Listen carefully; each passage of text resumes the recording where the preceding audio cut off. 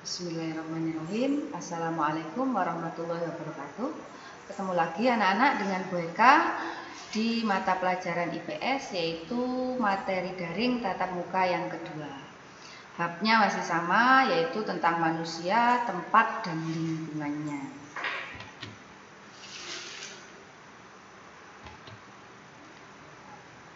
Yaitu kita akan membahas tentang dinamika kependudukan Indonesia. Jumlah penduduk yang tinggal di Indonesia mencapai 256 juta jiwa. Ini jumlah yang sangat besar anak-anak. Kemudian yang kedua, persebaran penduduk. Tidak semua daerah di Indonesia penduduknya itu padat.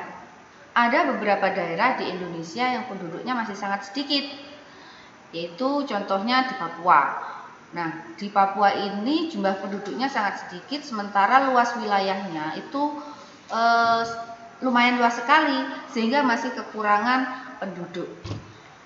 Makanya diadakan yang namanya program transmigrasi. Jadi di sana itu tidak hanya penduduk asli Papua, tetapi ada juga orang Jawa, orang Sumatera yang hidupnya dan mata pencahariannya di sana.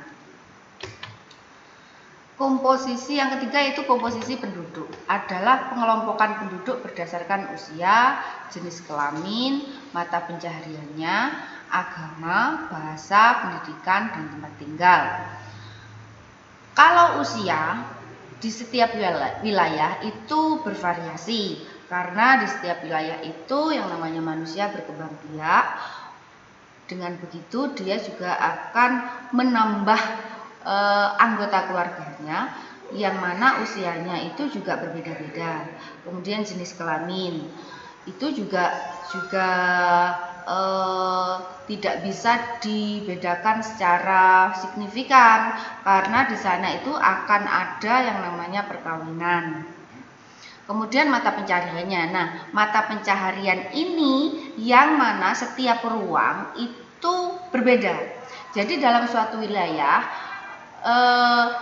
contohnya di daerah pesisir, mata pencahariannya rata-rata di sana sebagai nelayan.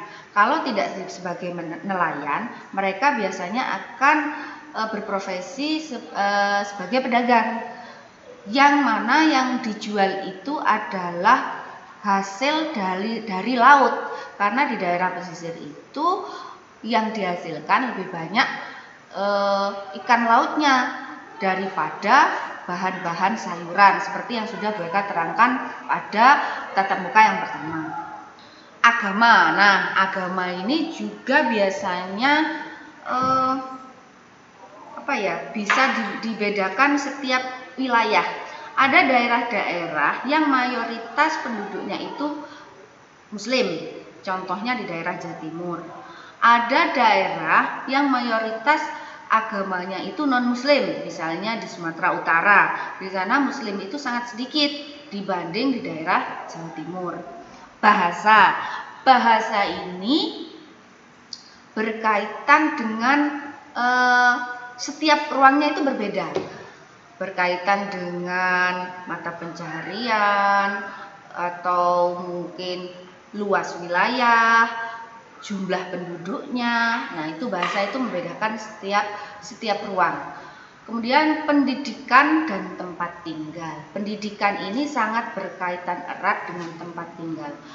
Tempat tinggal yang sangat jauh dari kota atau biasanya disebut pelosok, rata-rata penduduknya pendidikannya itu rendah.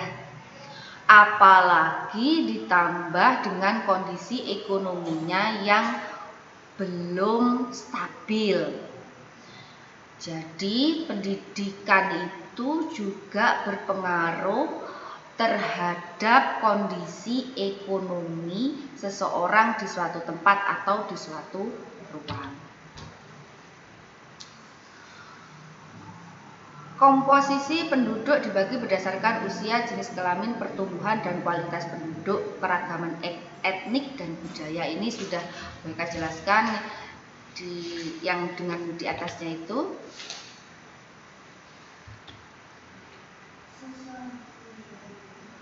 Kondisi alam Indonesia. Yang pertama, keadaan fisik wilayah. Kondisi geologi Indonesia. Bumi tempat kita hidup itu tidak selalu rata. Bumi tempat kita hidup itu terdiri atas lempengan yang pada waktu tertentu bisa bergerak terhadap satu dan lainnya. Indonesia terletak pada pertemuan 3 lempeng tektonik yang besar, yaitu lempeng Indo, Australia, lempeng Eurasia, dan lempeng Pasifik. Kemudian bentuk muka bumi. Bentuk muka bumi Indonesia dapat dibedakan menjadi dataran rendah, dataran tinggi, bukit, gunung, dan pegunungan. Bentuk muka bumi ini yang dibedakan menjadi dataran rendah, dataran tinggi, bukit, gunung, dan pegunungan ini juga berpengaruh terhadap penghasilan atau ekonomi masyarakat setempat. Jadi di daerah dataran rendah hasil sumber daya alam akan berbeda di daerah yang dataran tinggi. Di dataran tinggi biasanya yang dihasilkan itu adalah sayuran atau tanaman. Seperti di daerah Malang misalnya, itu tidak hanya sayuran yang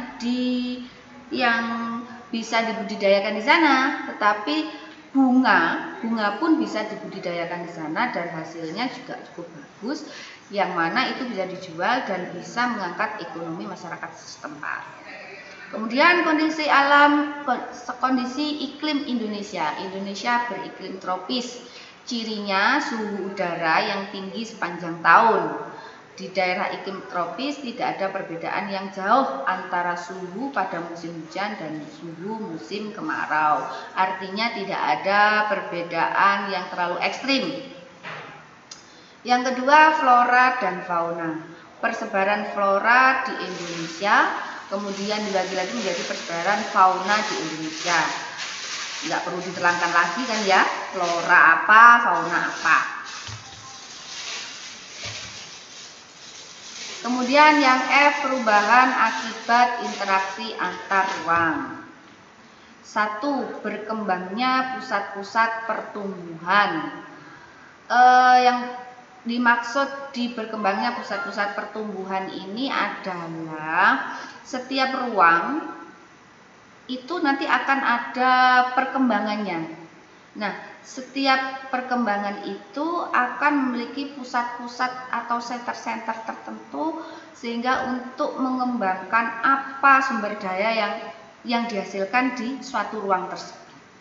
Yang kedua, perubahan penggunaan lahan. Nah, ini sudah terjadi di daerah dataran tinggi. Kalau kamu bisa jalan-jalan ke daerah dataran tinggi di Malang atau di Bromo, di sana itu untuk lahan hutan sudah mulai sedikit banyak dirambah atau berubah fungsi menjadi lahan pertanian.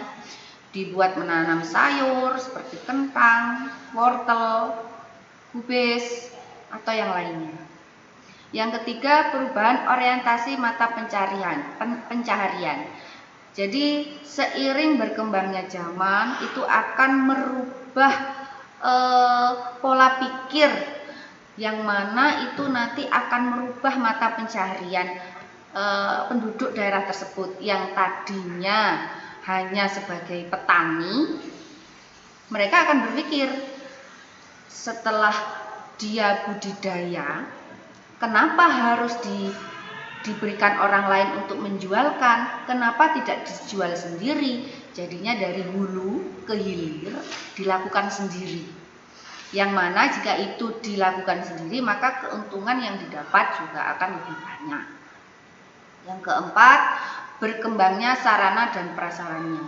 Semakin majunya pendidikan seseorang akan membuat suatu ruang tersebut menjadi lebih baik. Misalnya, yang tadinya tidak ada MJK, orang akan berpikir untuk hidup lebih bersih, kemudian dadakan atau membuat MCK. Sehingga orang untuk membuang air itu tidak sembarangan. Yang kelima, adanya perubahan sosial dan budaya. Nah, ini yang sedang terjadi sekarang. Yang dulunya setiap habis maghrib gitu ya, kita bisa sosialisasi dengan tetangga sekitar, dengan saudara di samping rumah. Dengan adanya perkembangan zaman seperti sekarang ini, sosialisasi antar penduduk atau dengan tetangga itu berkurang karena adanya apa anak-anak? Adanya HP.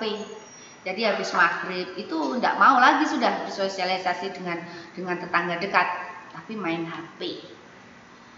Kemudian yang tadinya habis maghrib itu mengaji, dengan adanya perkembangan zaman seperti ini, HP canggih-canggih, lihat YouTube. Ya. Kalau YouTube-nya itu pelajaran, tidak masalah. Ya.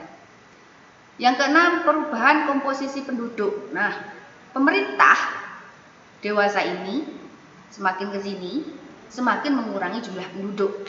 Karena apa anak-anak? Karena pemerintah sedang mengutamakan kualitas bukan kuantitas. Jadi penduduknya sedikit, diharapkan seseorang itu mampu membiayai pendidikan anak-anaknya sampai ke jenjang yang paling tinggi. Berbeda dengan dulu, ada pepatah banyak anak banyak rezeki.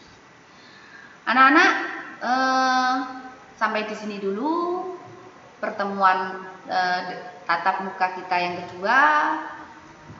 Terima kasih. Mohon maaf atas segala kekurangan. Wassalamualaikum warahmatullahi wabarakatuh.